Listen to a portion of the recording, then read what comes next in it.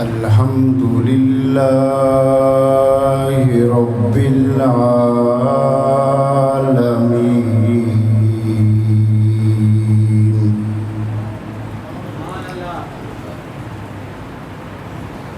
والصلاة والسلام على رسوله محمد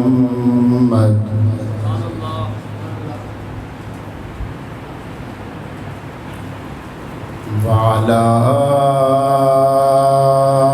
آله وأهل بيته وأصحابه أجمعين.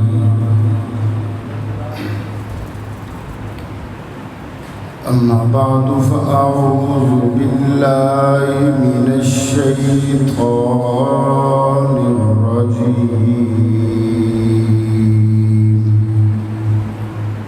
بسم الله الرحمن الرحيم.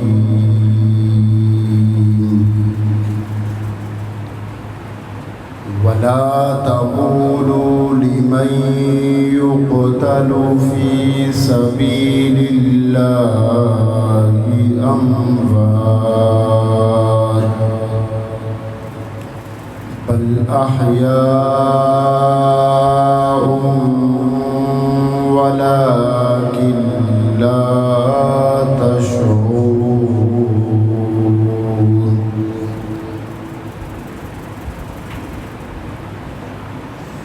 قال النبي صلى الله عليه وسلم: لو كان بعدي نبي لكان عمر.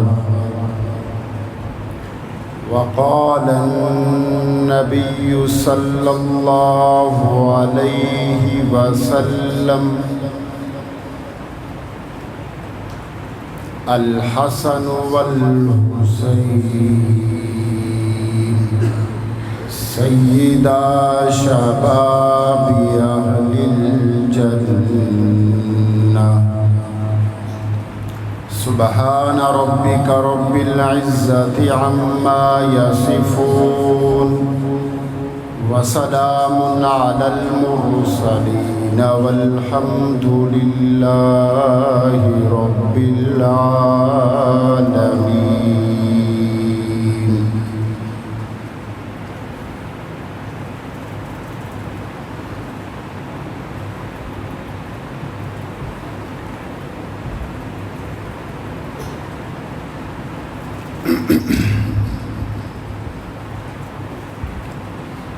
یہ آرزو ہے کہ اپنے آقا کو دھڑکنوں کا سلام لکھوں. یہ آرزو ہے کہ اپنے آقا کو دھڑکنوں کا سلام لکھوں. نظر سے شبنم کے موتی لے کر پھر میں ان کا مقام لکھوں. میں ایک ادنا سا امتی ہوں، میں کیسے ان کا مقام لکھوں. خدا سے الفاظ سحر عطا ہوں تو پھر میں ان کا مقام لکھوں. پتہ نہیں یہ میری عقیدت یا ان سے نسبت کا کوئی سلسلہ ہے. پتہ نہیں یہ میری عقیدت یا ان سے نسبت کا کوئی سلسلہ ہے کہ روزہ جب تک نہ دیکھ پاؤں بہشت کو ناتمام لکھوں. اور جو ہوں فرعون میں ان کو خدا کہہ دوں یہ مشکل ہے. جو ہوں فرعون میں ان کو خدا کہہ دوں یہ مشکل ہے. جو ہوں دجال میں ان کو انبیاء کہہ دوں یہ مشکل ہے. مجھے زنجیر پہنا دو، مجھے سولی پہ لٹکا دو. مجھے زنجیر پہنا دو، مجھے سولی پہ لٹکا دو. مگر میں رہزنوں کو رہنما کہہ دوں یہ مشکل ہے، اور جو ہوں منکر قرآن و اصحاب رسول کے، ارے جو ہوں منکر قرآن و اصحاب رسول کے، میں ان منکروں کو مسلمان کہہ دوں یہ مشکل ہے، اور جو ہوں میری نظر میں جھنگوی قاسمی فاروقی اعظم و حیدری جیسے مرد قلندر، جو ہوں میری نظر میں جھنگوی قاسمی فاروقی حیدری جیسے مرد قلندر، میں کسی اور کو مجدد کہہ دوں یہ مشکل ہے۔ انتہائی واجب الاحترام دوستو، بزرگوں، معزز محترم علماء کرام، طالب علم بھائیوں، آج پہلی مرتبہ آپ کے اس علاقہ کی سالانہ شہدائے اسلام کانفرنس میں پیکر اخلاص حضرت مولانا غلام مرتضیٰ صاحب کے حکم پر آپ سے مخاطب ہو رہا ہوں۔ دعا گو ہوں کہ پروردگار عالم ہم سب کا یہاں مل بیٹھنا اپنی بارگاہ میں شرف قبولیت نصیب فرمائے۔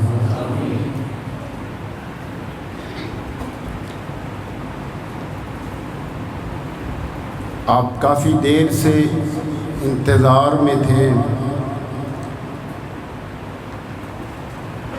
میں بلا کسی تاخیر اور تمہید کے اپنی بات کا آغاز کرنے چلا ہوں۔ آپ دعا بھی فرما دیجئے گا، مسلسل بولنے کی وجہ سے گلا ساتھ نہیں دے رہا، بہرحال آپ لوگوں کی محبت رہی تو انشاءاللہ چند ضروری گزارشات آپ کی سماعتوں کی نظر کروں گا۔ کانفرنس کا عنوان شہدائے اسلام ہے۔ سر دست ایک بات عرض کرنا چاہوں گا کہ یہ شہادت کی موت اللہ ہر ایک کو عطا نہیں کرتا۔ یہ شہادت ایک بہت بڑا مقام، بہت بڑا رتبہ ہے۔ اگر آپ تاریخ اسلام کا مطالعہ کریں، علماء کی موجودگی سے فائدہ اٹھاتے ہوئے ایک بات آپ کی سماعتوں کی نظر کرنے چلا ہوں۔ انبیاء علیہ السلام کی زندگیاں پڑھیں تو آپ کو پتہ چلے گا ہر نبی کی زبان پہ یہی تمنا اور آرزو ملے گی کہ اللہ ہمیں شہادت کی موت عطا فرمائے۔ میں 2-3 مثالیں عرض کرنا چاہوں۔ آپ حضرت یونس علیہ السلام کا مچھلی کے پیٹ میں جانے کو دیکھیں، اس کے پس منظر کو اٹھائیں گے تو آپ کو پتہ چلے گا کہ حضرت یونس علیہ السلام مچھلی کے پیٹ میں گئے، ان کی اپنی دلی تمنا، دلی آرزو یہی تھی کہ اللہ مجھے شہادت کے مقام پہ فیض کرے۔ یہ تو اللہ نے اپنی قدرت کا کرشمہ دکھایا، حضرت یونس علیہ السلام کو مچھلی کے پیٹ سے باحفاظت باہر نکال کے دنیا والوں کو اپنی قدرت کا نمونہ اور مظاہرہ کروایا ہے۔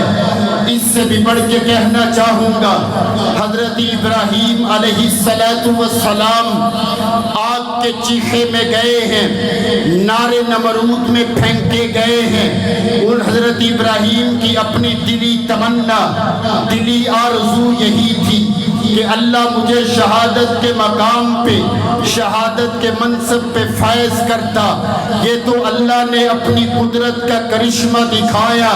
اللہ کا قرآن کہتا ہے کہ اللہ تعالیٰ نے فوراً اس آگ کو مخاطب کر کے کہا قُلْنَا يَا نَارُ كُونِي بَرْدًا وَسَلَامًا عَلَىٰ إِبْرَاهِيمَ، اے آگ میں تجھے مخاطب کر کے کہتا ہوں کہ میرا ابراہیم کو جلانا تو دور کی بات ہے، میرے ابراہیم کے رنگ کو بھی تو نے کالا نہیں کرنا۔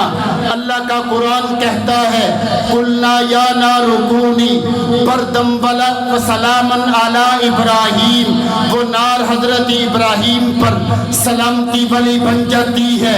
حضرت ابراہیم کو اللہ تعالیٰ نے نار نمرود سے نکال کر اپنی قدرت کا کرشمہ دکھایا ہے۔ اس سے بھی بڑھ کے کہنا چاہوں گا حضرت اسماعیل علیہ السلام چھری کے نیچے آتے ہیں۔ حضرت اسماعیل کی دلی آرزو اور تمنا یہی تھی کہ اللہ مجھے شہادت کے مقام پہ، شہادت کے رتبہ پہ فائز کرتا۔ حضرت ابراہیم کہتے تھے کہ میں اللہ کے حکم کو پورا کرتے ہوئے میں اپنے ہاتھ میں پکڑی ہوئی چھری سے اپنے بیٹے اسماعیل کو ذبح کر دوں تاکہ میرا بیٹا اللہ کے راستے میں قربان ہو جائے، میں اللہ کے امتحان میں کامیاب ہو جاؤں۔ لیکن اللہ تعالیٰ نے اپنی قدرت کا کرشمہ دکھایا۔ حضرت اسماعیل کو اللہ تعالیٰ نے چھری کے نیچے سے بچا کے دنیا والوں کو دکھایا ہے کہ چھری جتنی مرضی تیز ہو لیکن اس میں کاٹنے کی طاقت جب میں کھینچ لیتا ہوں تو جتنی مرضی طاقت لگا لے چھری کاٹ نہیں سکتی، چھری کسی چیز کو ذبح نہیں کر سکتی۔ تو اللہ تعالیٰ نے حضرت اسماعیل کو اپنی قدرت کے تحت بچایا ہے، شہادت کے مقام پہ فائز نہیں کیا ہے۔ اس سے بھی بڑھ کے کہنا چاہوں گا آخر میں آمنہ کے لال، عبداللہ کے لختے جگر، فاطمہ کے ابا، حسنین کریمین کے نانا جناب محمد مصطفیٰ احمد مصطفیٰ حبیب کبریا فخر الانبیاء سید الورا بلغ العلا کشف الدجا مکین گنبد خضرا صلی اللہ علیہ وسلم تشریف لاتے ہیں۔ اللہ کے نبی اپنے ہاتھوں کو بلند کرتے ہیں، اپنا چہرہ آسمان کی طرف کر رہے ہیں۔ اللہ کے نبی دعا کیا کر رہے ہیں؟ اللہ کے نبی کی آنکھوں میں آنسو جاری ہیں۔ اللہ کے نبی دعا کرتے ہیں لَوَدِدْتُ أَنْ أُقْتَلَ فِي سَبِيلِ اللَّهِ ثُمَّ أُحْيَا ثُمَّ أُقْتَلْ ثُمَّ أُحْيَا ثُمَّ أُقْتَلْ ثُمَّ أُحْيَا ثُمَّ أُقْتَلْ۔ اللہ میرا دل چاہتا ہے میں تیرے راستے میں شہید کر دیا جاؤں، پھر دوبارہ زندہ کیا جاؤں، پھر دوبارہ شہید کر دیا جاؤں، پھر دوبارہ زندہ کیا جاؤں، پھر شہید کیا جاؤں، پھر زندہ کیا جاؤں۔ امام نووی رحمہ اللہ نے لکھا ہے کہ اللہ کے نبی کا بار بار اللہ تعالیٰ سے شہادت کی تمنا کرنا، شہادت کی دعا کرنا، اس سے پتہ چلتا ہے کہ شہادت اللہ سے طلب کرنا مستحب عمل ہے، انبیاء کی سنت ہے، انبیاء کی دعائیں رہی ہے۔ یہی وجہ ہے کہ علماء نے کہا ہے کہ شہادت ہے مطلوب مقصود مومن، شہادت ہے مقصود مطلوب مومن، نہ مال غنیمت نہ کشور کشائے۔ تو شہادت بہت بڑا مقام ہے، بہت بڑا مقام ہے۔ انبیاء نے اپنی دعاؤں میں اللہ تعالیٰ سے شہادت کی تمنا کی ہے، شہادت کی دعائیں مانگی ہے۔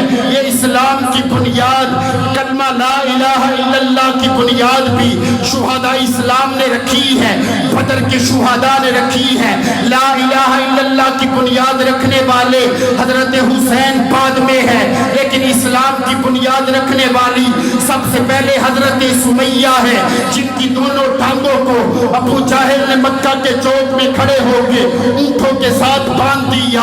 مخالف سمت اڑانے سے پہلے کہا سمیہ تو ایک عورت ساتھ ہے، کمزور جسم والی ہے، تو ایک دفعہ کہہ دے کہ میں نے کملی والے محمد مصطفیٰ کے دامن کو چھوڑ دیا ہے، تجھے چھوڑ دیا جائے گا، تیرے جسم کو دو ٹکڑوں میں تقسیم نہیں کیا جائے گا۔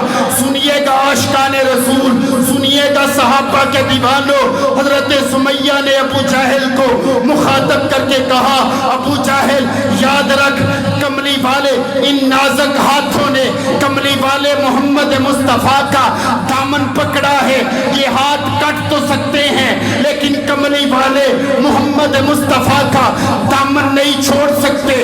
اسلام کی بنیاد رکھنے والے صحابہ کرام ہیں، اسلام کی بنیاد رکھنے والے، لا الہ الا اللہ کی بنیاد رکھنے والے بدر کے شہداء ہیں۔ نہیں جناب والا، لا الہ الا اللہ کی بنیاد رکھنے والے حضرت بلال ہیں، جن کو دہتے ہوئے انگاروں پہ لٹا دیا گیا تھا، دہتے ہوئے انگار پہ لٹا دیا گیا تھا، لیکن حضرت بلال حبشی نے نبی کا کلمہ نہیں چھوڑا، نبی کا دامن نہیں چھوڑا۔ نہیں جناب، میں اس سے بھی بڑھ کے کہنا چاہوں گا، اسلام کی بنیاد اور لا الہ الا اللہ کی بنیاد رکھنے والے حضرت خبیب ابن عدی تھے، جن کو مکہ کے چوک اور چوراہے میں کھڑا کر دیا گیا تھا۔ پھانسی دینے سے پہلے، پھانسی پہ لٹکانے سے پہلے حضرت خبیب ابن عدی کو کہا گیا کہ اے خبیب، اگر تجھے چھوڑ دیا جائے، تیری جگہ پہ تیرے نبی کو لا کے کھڑا کر دیا جائے تو تجھے کیا منظور ہے؟ تجھے رہا کر دیا جائے گا۔ حضرت خبیب ابن عدی نے کہا، ظالمو، مجھے اتنا بھی برداشت نہیں ہے کہ میرے نبی جہاں پہ آرام فرما ہے، میرے نبی کے پاؤں میں کانٹا بھی چبھ جائے، خبیب کو اتنا بھی برداشت نہیں ہے۔ اسلام کی بنیاد رکھنے والے یہ صحابہ ہیں جو سولیوں پہ لٹک گئے، جنہوں نے اپنی چمڑیاں ادھڑوا دی لیکن اسلام کا پرچم گرنے نہیں دی، اسلام کے جھنڈے کو گرنے نہیں دیے۔ اسلام کی بنیاد ان صحابہ نے رکھی، صحابہ کرام نے رکھی۔ آج اگر آپ گلیوں اور بازاروں کا رخ کریں تو آپ کو ایک شعر بینروں پہ لکھا ہوا ملے گا کہ شاہ است حسین، دین پناہ است حسین، حقہ کے بنائے لا الہ است حسین، کہ دین کی، اسلام کی بنیاد رکھنے والے حسین۔ تو سوال میرا یہ بنتا ہے کہ واقعہ کربلا تو سن 61 ہجری میں ہوا ہے، اس سے پہلے اللہ کے نبی صلی اللہ علیہ وسلم نبوت ملنے کے بعد 10 سال اللہ کے نبی مکہ میں رہے، 13 سال اللہ کے نبی مدینہ میں رہے۔ کیا اس وقت لا الہ الا اللہ کی بنیاد نہیں تھی؟ اسلام کی بنیاد نہیں تھی؟ اسلام بے بنیاد تھا، کلمے کی بنیاد نہیں تھی۔ لیکن آج اس کو خطباء بھی بڑے جھوم کے پڑھتے ہیں، نعت خواں بھی پڑھتے ہیں، دیوبندی بھی پڑھ رہا ہے، اہل حدیث بھی پڑھ رہا ہے، بریلوی پڑھ رہا ہے، لیکن ہم نے کبھی یہ نہیں سوچا کہ اس کو لکھنے والا، شعر کو لکھنے والا کون، اس شعر کو لکھنے والا کون؟ صحابہ سے محبت کا دم بھرنے والوں، اہل بیت سے محبت کا دم بھرنے والوں، یہ شعر لکھنے والا تو ایک رافضی شیعہ ہے جس نے یہ شعر عام سنیوں میں پھیلا دیا اور سنی بڑی ڈٹائی کے ساتھ اس کو پڑھ رہا۔ تو سوال میرا یہ ہے کہ اللہ کے نبی کے زمانہ میں دین کی بنیاد نہیں تھی، لا الہ الا اللہ کی بنیاد نہیں تھی؟ لا الہ الا اللہ کی بنیاد تو حضرت زنیرہ نے رکھی، حضرت زنیرہ نے رکھی ہے، جن کی دونوں آنکھوں میں گرم سلاخیں ڈال کر ان کی آنکھوں کا نور چھین لیا گیا۔ ابو جہل نے ان کی دونوں آنکھوں میں گرم سلاخیں ڈالی اور حضرت زنیرہ کو نابینا کر دیا، اور پھر ابو جہل نے حضرت زنیرہ کو کہا، زنیرہ اگر تیرا دین سچا ہے، تیرا نبی سچا ہے، تیرا خدا سچا ہے، تو آج ذرا اپنے خدا سے آنکھیں مانگ تو صحیح۔ اگر تیرا خدا سچا ہوگا، تیرا نبی سچا ہوگا، تو تیری آنکھوں کا نور تیرا رب ضرور واپس لوٹائے گا۔ علماء کی موجودگی سے فائدہ اٹھا رہا ہوں، حضرت زنیرہ نے اپنے دونوں ہاتھ اپنی دونوں آنکھوں پہ رکھے اور اپنا چہرہ آسمان کی طرف کیا اور اللہ کو مخاطب کر کے کہا اے میرے رب، کل جس وقت میں اپنے ماں کے پیٹ میں تھی میں نے تجھ سے آنکھیں نہیں مانگی، تو نے مجھے بن مانگے آنکھیں عطا کی۔ آج ابو جہل نے گرم سلاخیں ڈال کے میری آنکھوں کا نور چھین لیا، اور یہ ابو جہل کافر مجھے تانا دیتا ہے۔ اے میرے رب، میں تیرے نبی کے دین کا واسطہ دے کے تجھے کہتی ہوں، تجھے تیرے نبی کا واسطہ دے کے کہتی ہوں، تیری ربوبیت کا واسطہ دے کے تجھے کہتی ہوں کہ میری آنکھوں کا نور مجھے واپس لوٹا دے۔ حضرت زنیرہ کے منہ میں ابھی تک یہ الفاظ باقی تھے، اللہ تعالیٰ نے حضرت زنیرہ کی آنکھوں کے نور کو واپس لوٹا دیا۔ اسلام کی بنیاد رکھنے والے یہ صحابہ بدر کے شہداء ہیں، احد کے شہداء ہیں، خندق کے شہداء ہیں، جنہوں نے اپنی جانیں قربان کر کے اسلام کی بنیاد رکھی۔ بدر کا خطبہ اللہ کے نبی کا سنیے گا۔ اللہ کے نبی رات کو گڑ گڑا کے اللہ تعالیٰ سے کیا دعا کرتے ہیں؟ اللہ، یہ صحابہ میری ساری زندگی کی پونجی ہیں، یہ میری ساری زندگی کی کمائی ہے۔ 313 یہ 313 میری ساری زندگی کی کمائی ہے۔ اے رب، اگر یہ 313 صحابہ نہ رہے تو قیامت تک تیرا نام لینے والا کوئی نہیں ہو۔ تو بدر کے اندر صحابہ نے اپنی جانیں دے کر اسلام کی بنیاد رکھی۔ تو میں عرض یہ کر رہا ہوں کہ شہادت بہت بڑا مقام، شہادت بہت بڑا رتبہ، تو ہمیں شہداء پر ماتم نہیں کرنا چاہیے، ماتم نہیں کرنا چاہیے، کیونکہ یہ اتنا بڑا مقام ہے، اتنی بڑی عظیم دولت ہے جس کو انبیاء نے اللہ سے مانگا ہے، تو ماتم کس بات؟ میں بھی دعا کرتا ہوں اللہ ہمیں بھی شہادت کی موت عطا فرمائے، ہماری زندگیاں صحابہ کے کھاتے لگ جائیں اور کچھ نہیں چاہتے۔ اس گئے گزرے دور میں آج جب لوگ اس کائنات کے سب سے پہلے مومن، پہلے مسلمان ابو بکر کو اگر کوئی کافر کہتا ہے تو خدا کی قسم اس کائنات میں پھر مسلمان ہے کون؟ ہے کون؟ اگر ابو بکر مسلمان نہیں ہے تو اس کائنات میں کوئی مسلمان نہیں، کوئی مسلمان نہیں۔ کون ابو بکر؟ جس نے اللہ کے نبی پہ اپنا سب کچھ لٹا دی، آج صرف باغ فدق پہ آ کے حضرت ابو بکر پہ تانا تانی کرنے والوں، حضرت ابو بکر تو وہ ہیں کہ کل قیامت کے دن جس وقت اللہ تعالیٰ کہیں گے محبوب پیش کیجئے اپنی امت میں سے، حساب کے لیے کس کو پیش کرتے؟ اللہ کے نبی کی نظر نبوت انسانیت کے ایک ایک چہرے پہ پڑے گی، امتوں کو کراس کرے گی، کراس کرتے کرتے افضل البشری بعد الانبیاء صدیق کے چہرے پہ پڑے گی تو ٹک جائے گی۔ اللہ کے نبی آگے بڑھیں گے، صدیق کے کندھے سے پکڑ کے حساب کے لیے کھڑا کر دیں، اللہ یہ صدیق حاضر ہے، حاضر ہے، حساب لیجئے گا۔ پروردگار عالم اپنے سامنے کھڑے ہوئے صدیق اکبر کو پائیں گے تو اللہ تعالیٰ فرمائیں گے حبیب یہ صدیق تو وہ ہے جس نے ساری زندگی تجھ پہ مال بغیر حساب کے لٹایا ہے، آج تیرا رب صدیق سے حساب کیسے لے گا؟ یہ صدیق تو وہ ہے جس نے ساری زندگی تجھ سے حساب نہیں لیا، آج تیرا پروردگار اس صدیق کو جنت بغیر حساب کے دیتا ہوں، بغیر حساب کے دیتا ہوں۔ پھر میں کیوں نہ کہوں اے صدیق اکبر تیری صداقت پہ کیسے کس کو کلام ہوگا کہ دونوں عالم میں بعد نبیوں کے اونچا تیرا مقام ہوگا۔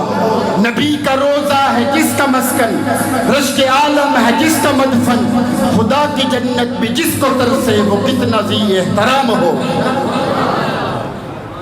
صدیق اکبر وہ ہے حضرت، یاد رکھیے گا ایک بات اور عقیدے کے لیے کہنا چاہوں گا، یاد رکھیے گا خلافت کی بنیاد اقربیت پر نہیں ہوتی بلکہ افضلیت پہ ہوتی، افضلیت پہ ہوتی۔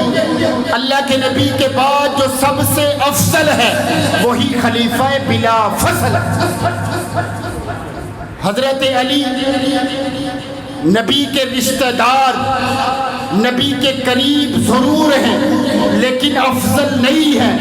اللہ کے نبی کے بعد سب سے افضل حضرت ابو بکر ہیں، اسی وجہ سے وہ خلیفہ بلا فصل ہے۔ جو علی نے نبی سے لیا ہے وہ صدیق نے نبی کو دیا ہے۔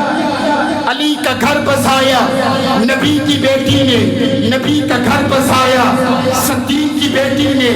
علی نے خرچہ نبی سے لیا ہے، صدیق نے خرچہ نبی پہ کیا ہے۔ علی پہ چادر، نبی پہ چادر، علی پہ چادر نبی کی آئی ہے لیکن نبی پہ چادر صدیق کی آئی ہے، صدیق کی آئی ہے۔ اور ایک بات بھی عرض کرنا چاہوں گا، مولانا ادریس کاندھلوی رحمہ اللہ نے، میں حضرت ابو بکر صدیق کے دفاع میں آج کے اس جلسہ میں اگر گفتگو نہ کروں تو خدا کی قسم میں بہت بڑا مجرم کہنا۔ ہم نوکر ہیں صحابہ کے، اگر یہ جوانی ہم نے اپنی زندگیاں صحابہ کے نام لکھی ہوئی ہیں کوئی بات نہیں، اگر زندگی کے 10 سال کم جی لیے تو کچھ نہیں ہوتا۔ ہماری زندگیاں حق نواز سے قیمتی نہیں ہیں، ہماری زندگیاں علی شیر حیدری سے قیمتی نہیں ہیں، ہماری زندگیاں جناب والا اعظم طارق سے قیمتی نہیں ہیں۔ جب اتنے بڑے اسلام کے ہیرو، اسلام کے پروردگار، اسلام کے علم بردار جب اس دنیا میں نہیں رہے، اس صحابہ کے لیے، اسلام کے لیے اپنی جانیں قربان کر گئے تو ہماری جان بھی لگ گئی تو اس سے سستا سودا نہیں ہے۔ صدیق اکبر مولانا ادریس کاندھلوی رحمہ اللہ فرماتے ہیں سیرت مصطفیٰ میں کہ اللہ کے نبی جب ہجرت کے لیے مکہ چھوڑ کے مدینے جانے لگے تو اللہ کے نبی نے اپنے بستر پر حضرت علی کو سلایا، اور حضرت علی کو اللہ کے نبی نے ایک چادر دی، اس چادر کا رنگ سبز تھا، اس چادر کا رنگ سبز تھا۔ مولانا ادریس کاندھلوی رحمہ اللہ فرماتے ہیں اس میں کیا حکمت ہو سکتی ہے؟ وہ حکمت عرض کرتے ہیں، وہ فرماتے ہیں اس میں حکمت یہ ہے کہ اللہ کے نبی اپنی زندگی میں فیصلہ کر کے جانا چاہتے تھے کہ آج علی یہ سبز چادر تجھے دے کے جا رہا ہوں، سبز چادر میں آج دنیا میں تو سوئے گا اور سبز گنبد میں صدیق اکبر سوئے گا۔ سبز چادر علی کے لیے ہے، سبز گنبد صدیق اکبر کے لیے۔ ایک اور بات بھی ہجرت کے حوالہ سے کہنا چاہوں گا کہ جب اللہ کے نبی اور حضرت ابو بکر صدیق غار ثور پہ پہنچے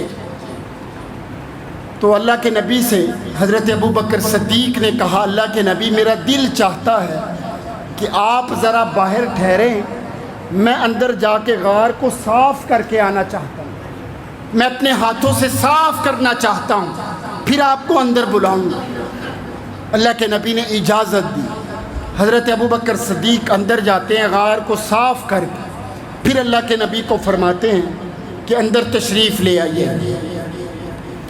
صحابہ کرام فرماتے ہیں کہ جب حضرت ابو بکر صدیق کا انتقال ہوا، دنیا سے رخصت ہوئے، حضرت ابو بکر صدیق کی میت کو جس وقت ان کی قبر مبارک کے پاس لایا گیا تو حضرت علی المرتضیٰ نے صحابہ کو کہا کہ میرا دل چاہتا ہے کہ میں ابو بکر کو قبر میں اتارنے سے پہلے علی ابو بکر کی قبر کو صاف کرنا چاہتا ہے، پھر ابو بکر کو اندر لے کے آئیں گے۔ صحابہ کرام نے اجازت دی۔ حضرت علی جس وقت حضرت ابو بکر صدیق کی قبر کو صاف کرنے کے لیے اندر اترتے ہیں تو حضرت علی صحابہ کہتے ہیں اتنا روئے کہ حضرت علی کی رونے سے مسجد نبوی گونج اٹھی۔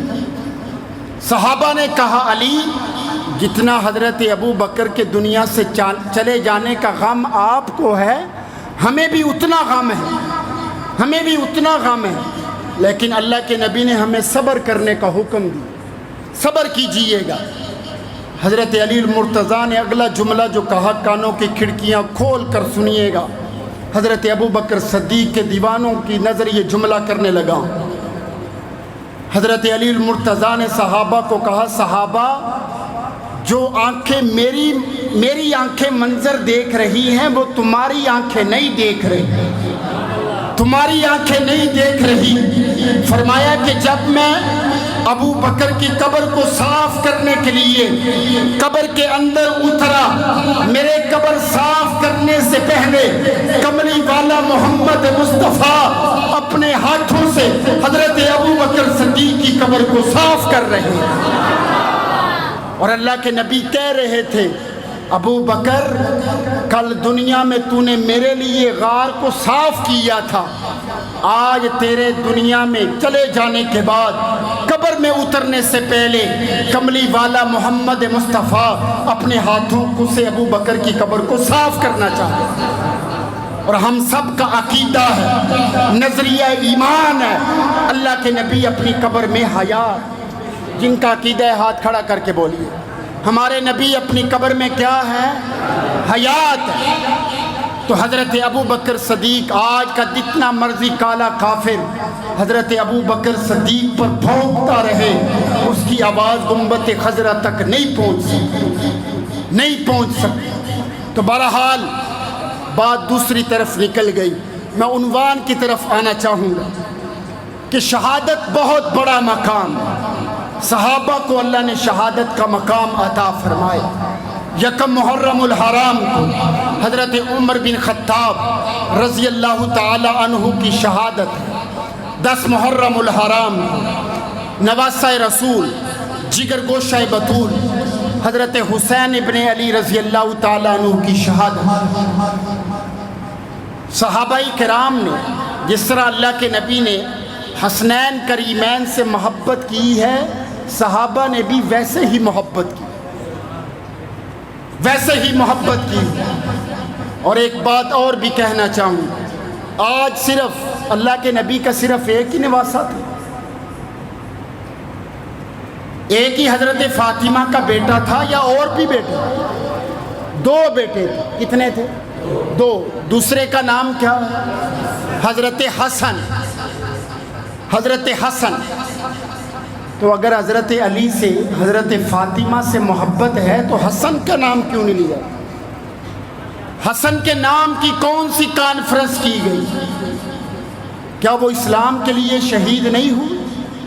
ان کا کوئی پیغام نہیں، ان کا تذکرہ ایمان نہیں، ان کا تذکرہ اسلام نہیں، ان کا کوئی پیغام نہیں تھا؟ حضرت حسن کے حوالہ سے آج تک کس مجلس کا انعقاد کیا گیا، کس کانفرنس اور سیمینار کا انعقاد کیا؟ سوال میرا یہ ہے کہ حضرت حسن کا کیوں نہیں ذکر کیا گیا؟ حضرت حسن تو وہ ہیں، اگر حضرت حسین کو 6 سال نبی کی رفاقت ملی ہے تو حسن تو وہ ہے جن کو 7 سال نبی کی رفاقت ملی۔ اگر حضرت حسین پیدا ہوئے گھٹی میرے نبی نے دی ہے، جب حسن پیدا ہوئے تو گھٹی میرے نبی نے دی ہے۔ اگر حسن حسین پیدا ہوئے ان کے کان میں اذان اور اقامت میرے نبی نے کہی ہے تو حسن پیدا ہوئے ان کے کانوں میں بھی اذان اور اقامت میرے نبی نے کہی ہے۔ حسین اگر پیدا ہوئے تو ان کا نام میرے نبی نے رکھا ہے، تو حسن پیدا ہوئے ان کا نام بھی میرے نبی نے رکھا ہے۔ اگر حسین نبی کے کندھوں کا سوار ہے تو حسن بھی نبی کے کندھوں کا سوار ہے۔ اگر حسین کو نبی نے جنتی جوانوں کا سردار کہا ہے تو حسن کو بھی نبی نے جنتی جوانوں کا سردار کہا۔ دونوں شہزادوں میں کوئی فرق نہیں، تو پھر تذکرہ بھی دونوں شہزادوں کا ہونا چاہیے۔ ایک کا کیوں کیا جاتا ہے؟ ایک کا کیوں کیا جاتا ہے؟ اور ایک بات اور بھی کہنا چاہوں گا، یاد رکھیں یہ کربلا کا میدان، واقعے تو اسلام میں بہت سارے ہوئے، بہت سے واقعات ہوئے، لیکن کسی بھی واقعے کو اتنی اہمیت نہیں ملی اتنی اہمیت نہیں ملی جتنی واقعہ کربلا کو ملی۔ حالانکہ اس سے دردمانہ شہادت اگر آپ پڑھیں تو حضرت عثمان بن عفان کی شہادت اس سے زیادہ مظلومانہ ہے، اس سے زیادہ مظلومانہ ہے۔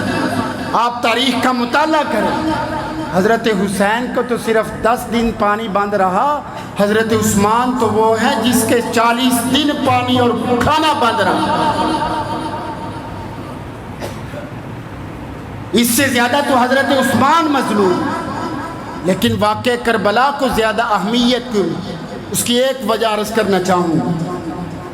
آپ پوری تاریخ کا مطالعہ کریں تو کسی بھی واقعے نے کسی مذہب کو جنم نہیں دیا، کسی مذہب کو جنم نہیں دیا۔ یہ واحد واقعہ کربلا ہے جس نے ایک مکمل مذہب کو جنم دیا۔ ان کے مذہب کی بنیاد واقعہ کربلا ہے۔ اگر اس مذہب سے واقعہ کربلا کو نکال دیا جائے تو وہ مذہب ہی ختم ہو جائے۔ شیعہ حضرات کا مذہب مکمل واقعہ کربلا پہ کھڑا۔ اگر تاریخ سے واقعہ کربلا ختم کر دو یہ مذہب ہی ختم ہو جائے، ختم ہو جائے۔ تو اگر حضرت علی سے محبت ہے جیسا کہ دعویٰ کیا جاتا ہے تو پھر حضرت علی کے تو واقعہ کربلا میں 9 بیٹے شہید ہوئے، ان 8 کا ذکر کیوں نہیں کیا جائے؟ 9 بیٹے کربلا کے میدان کے اندر حضرت علی کے شہید ہوئے۔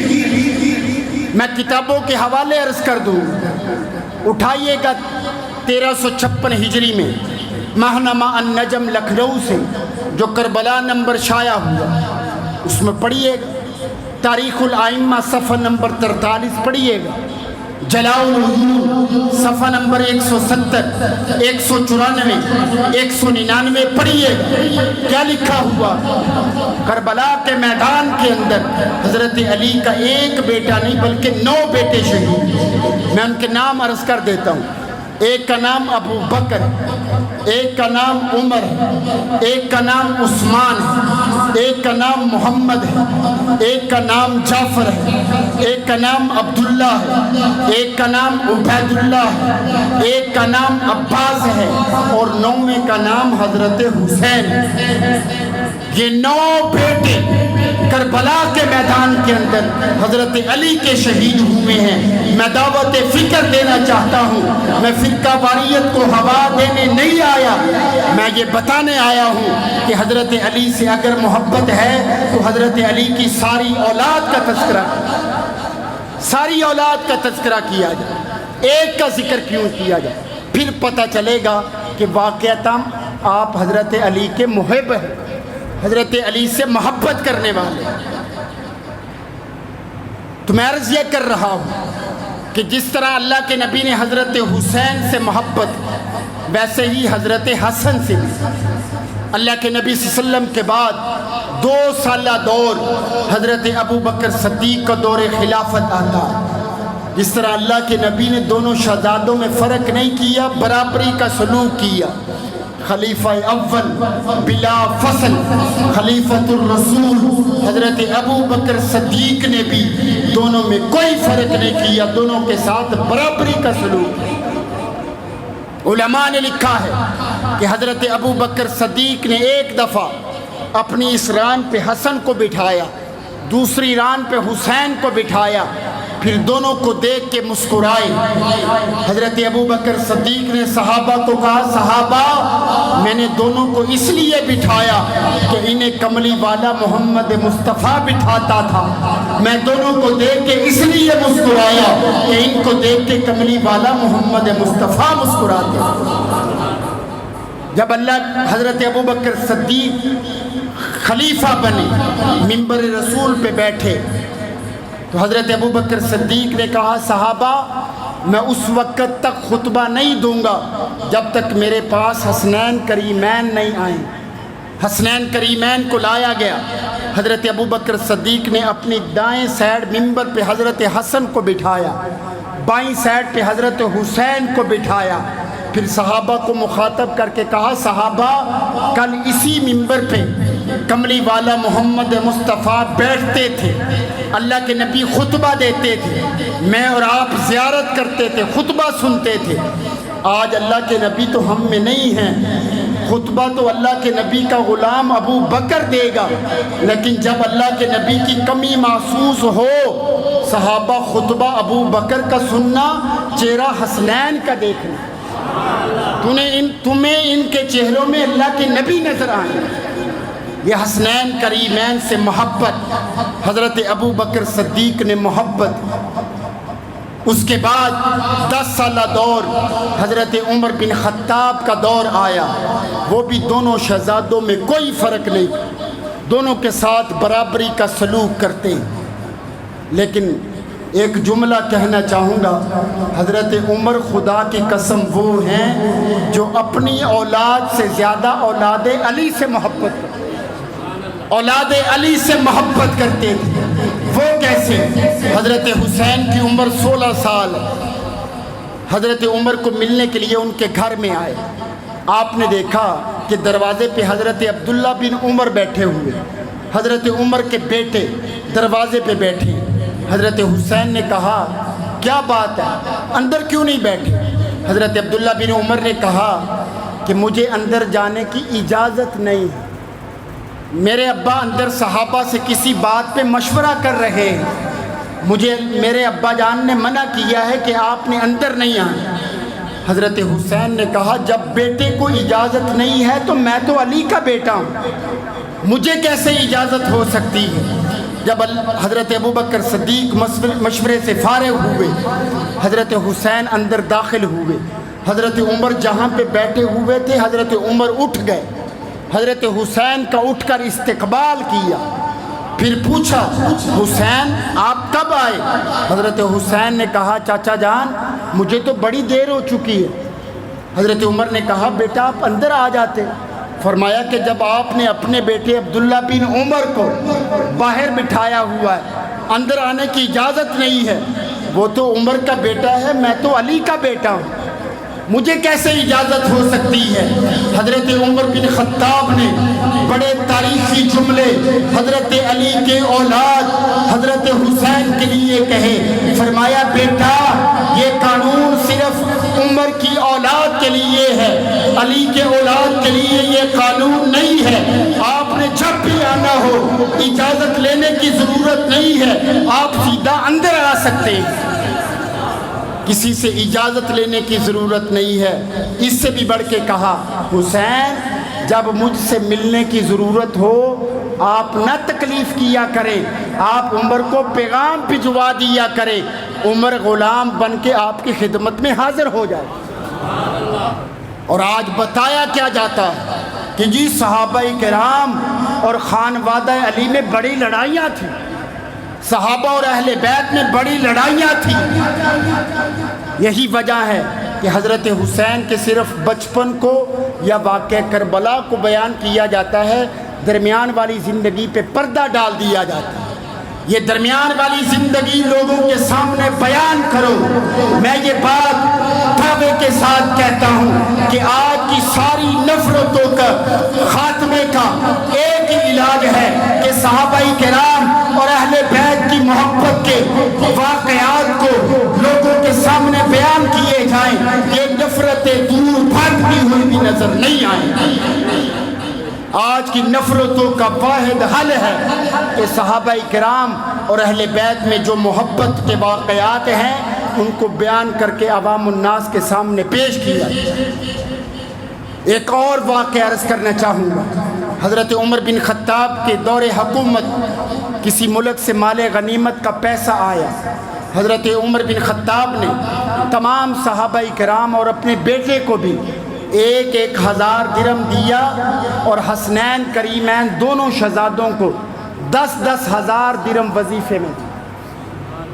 آپ اس سے محبت کا اندازہ لگائیں، اس سے بڑھ کے کیا محبت ہو سکتی ہے کہ اپنے بیٹے کو 1,000 درہم اور حسنین کریمین کو 10,000 درہم۔ حضرت عبداللہ بن عمر بول اٹھے، فرمایا ابا جان یہ کیا بات ہے کہ آپ نے ہمیں 1,000 درہم حسنین کریمین کو 10,000 درہم. یہ کیا ماجرا ہے؟ یہ میں حسنین کریمین کی عداوت میں نہیں کہہ رہا، بلکہ اطمینان قلب کے لیے کہتا ہوں، دل کی صفائی کے لیے کہتا ہوں، باطن کی صفائی کے لیے کہتا ہوں، تاکہ میرے دل میں حسنین کریمین کے بارے میں کوئی بات نہ آئے. اس لیے آپ سے پوچھ رہا ہوں. تو حضرت عمر بن خطاب نے بڑے تاریخی جملے کہے. فرمایا بیٹا مجھے پتا ہے جس وقت ان حسنین کریمین کے ہاتھوں میں کھلونے ہوتے تھے تو اپنے ہاتھ میں تلوار پکڑ کر میدانوں میں کودا کرتا تھا، کفار سے لڑا کرتا تھا. قربانیاں تیری زیادہ ہیں، لیکن یاد رکھ ان سے اللہ کے نبی کی قرابت ان کی زیادہ ہے. اے عبداللہ بن عمر یاد رکھ ان کی نانی خدیجۃ الکبریٰ ہے، تیری نانی خدیجۃ الکبریٰ نہیں ہے. ان کی والدہ فاطمہ الزہرا ہے، تیری والدہ فاطمہ الزہرا نہیں ہے. ان کی خالہ زینب رقیہ ام کلثوم ہے جو تیری خالہ نہیں ہے. ان کی خالو ابو العاص قاسم بن ربیع ہیں، ناشر قرآن حضرت عثمان بن عفان ہے جو تیرے خالو نہیں ہے. ان کے والد علی المرتضیٰ ہیں جو تیرے والد نہیں ہے. ان کے نانا مصطفیٰ ہیں، تیرے نانا مصطفیٰ نہیں ہے.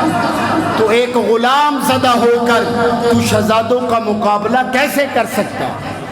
تو پھر حضرت عبداللہ بن عمر نے کہا ابا جان اب مجھے پتا چلا کہ آپ نے نبی کی قرابت کو اونچا کیا، نبی کی رشتہ داری کا لحاظ کیا ہے. اور حضرت عبداللہ بن عمر نے کہا ابا جان آپ نے اچھا کیا ہے، کیونکہ اللہ نے قرآن میں کہا ہے النبی اولا بالمؤمنین من انفسہم. اللہ تعالیٰ نے قرآن میں کہا ہے کہ میرے نبی کے رشتہ دار ازواج مطہرات ان کی رشتہ داریوں قرابت کا لحاظ کرو، ان سے محبت کرو. اسی وجہ سے حضرت عمر بن خطاب نے اپنی اولاد سے زیادہ اولاد علی سے محبت کی ہے. پیغام یہی دیا ہے. حضرت عثمان کی زندگی کو دیکھیے گا، اگر حضرت حسین نے اگر شہادت کا سبق کسی سے پڑھا ہے تو حضرت عثمان سے پڑھا ہے، عزیمت کا سبق پڑھا ہے تو حضرت عثمان سے پڑھا ہے. یہی وجہ ہے کہ جب حضرت عثمان کو معصور کر دیا تھا تو حضرت علی المرتضیٰ نے اپنے دونوں شہزادوں کو کہا جاؤ میں اپنے چچا حضرت عثمان کا جا کے پہرا دو، کیونکہ میں نے اللہ کے نبی سے صلح حدیبیہ کے موقع پہ دیکھا تھا کہ اللہ کے نبی کو جس وقت حضرت عثمان کے حوالہ سے خبر پہنچی کہ حضرت عثمان کو مکہ کے اندر شہید کر دیا گیا ہے تو اللہ کے نبی نے 1400 صحابہ کرام سے اپنے ہاتھ پہ بیعت لی، جس کو اللہ کے قرآن نے کہا ان الذین یبایعونک انما یبایعون اللہ. اللہ کے نبی نے صحابہ کرام سے موت کی بیعت لے کے صحابہ کو مخاطب کر کے کہا صحابہ عثمان پہ قربان ہونا سعادت ہے. حضرت علی نے اپنے دونوں شہزادوں کا کہا جاؤ اپنے چچا عثمان پہ جا کے قربان ہو جاؤ، کیونکہ عثمان پہ قربان ہونا سعادت ہے، سعادت ہے. تو حسنین کریمین کی یہ درمیان والی زندگی جو خلفائے ثلاثہ کے زمانہ میں تھی ان کے عوام الناس کے سامنے بیان کیا جائے تاکہ دنیا والوں کو پتہ چل سکے کہ صحابہ کرام اہل بیت العظام میں کتنی محبتیں تھیں، کتنی محبتیں تھیں. آخری بات اور پیغام دے کے بات کو ختم کرنا چاہتا ہوں. ملکی حالات کے پیش نظر، امت کے حالات کے پیش نظر ایک ادنا سا طالب علم ہوں، علماء کی موجودگی میں چھوٹا منہ بڑی بات کرنے لگا ہوں کہ آج امت کو متحد ہونے کی ضرورت، متحد ہونے کی ضرورت.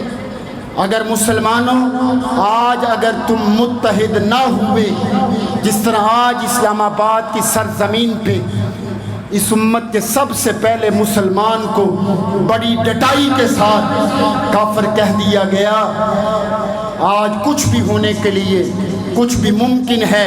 کوئی اللہ کے نبی کی ختم نبوت پہ ڈاکہ ڈال رہا ہے، نبوت کے دعوے دار پیدا ہو رہے ہیں، شرع عام نبی کی گستاخیاں کی جا رہی ہیں، صحابہ کرام کی شرع عام گستاخیاں کی جا رہی ہے. آج امت مسلمہ کو متحد ہونے کی ضرورت ہے. چھوڑ دیجئے گا ان جھگڑوں کو. دیوبندی بریلوی اہل حدیث کی ان فرقوں سے نکل کر ہمیں آج امت بننے کی ضرورت ہے، آج وحدت کی ضرورت ہے۔ خدا کی قسم مجھے اس بات پہ فخر نہیں ہے کہ میں دیوبندی ہوں یا میں بریلوی ہوں، میں اہل حدیث ہوں۔ میرے لیے یہ کوئی اعزاز نہیں ہے، میرے لیے یہ کوئی فخر کی بات نہیں ہے۔ میرے لیے اگر اعزاز اور فخر کی بات ہے وہ یہی کافی ہے کہ اللہ تعالیٰ نے مجھے امام الانبیاء جناب محمد مصطفیٰ کی امت میں پیدا کیا۔ ان جھگڑوں سے نکلیے گا۔ جس نبی کی امت میں پیدا ہونے کے لیے انبیاء نے خواہش ظاہر کی، اللہ ہمیں اس نبی کی امت میں پیدا فرما دے۔ آج امت کی پستی کا یہی سبب ہے کہ کوئی یہ کہہ رہا ہے کہ مجھے دیوبندی ہونے پہ فخر، میں اسی پہ مرنا چاہتا ہوں۔ کوئی کہتا ہے میں بریلوی ہوں، میں اسی پہ مرنا چاہتا ہوں۔ کوئی کہتا ہے میں اہل حدیث ہوں، میرا مسلک برحق ہے، میں اسی پہ مرنا چاہتا ہوں۔ میرے دوستو، یہ کم اعزاز کی بات ہے کہ اللہ تعالیٰ نے مجھے اور آپ کو امام الانبیاء کی امت میں پیدا کیا ہے۔ یہ اعزاز ہے یا نہیں؟ بولے جو کہتے ہیں اعزاز ہے، ہاتھ کھڑا کر۔ ان فرقوں سے نکلو گے، دیوبندی بریلوی اہل حدیث کے فرقوں سے نکلو گے، ایک امت بنیں گے۔ یہ دیوبندی بریلوی ان جھگڑوں سے نکلیں گے انشاءاللہ، جو کہتے ہیں کہ ہم وحدت اور امت کا درس دیں گے، اس فرقہ واریت سے نکلیں گے۔ وہ اپنے ہاتھ کو کھڑا کر کے آج میرے ساتھ وعدہ کریں گے انشاءاللہ۔ اور یہی پیغام دینا چاہتا ہوں تمام آنے والے اس کانفرنس میں دوستوں کو، خاص طور پہ اہل سنت کے نوجوانوں کو پیغام دینا چاہتا ہوں۔ ہمارا تو پیغام، میرے مرشد حق نواز نے یہی کہا تھا کہ میں نہیں کہتا کہ میرے پلیٹ فارم پہ صرف دیوبندی آئیں، میرا پلیٹ فارم وہ ہے جو بریلویوں کو بھی دعوت دیتا ہے، اہل حدیث کو بھی دعوت دیتا ہے۔ آؤ مل کر صحابہ کی عظمت کی جنگ لڑے۔ اور یہی کہنا چاہوں گا، آؤ دوستو ایک کام کریں، آؤ دوستو ایک کام کریں، عظمت صحابہ کو عام کریں۔ ہوتا ہے جن چراغوں سے زمانے میں اجالا، ان چراغوں کا اہتمام کریں۔ زندگی باقی، ملاقات باقی۔ وآخر دعوانا ان الحمدللہ رب العالمین۔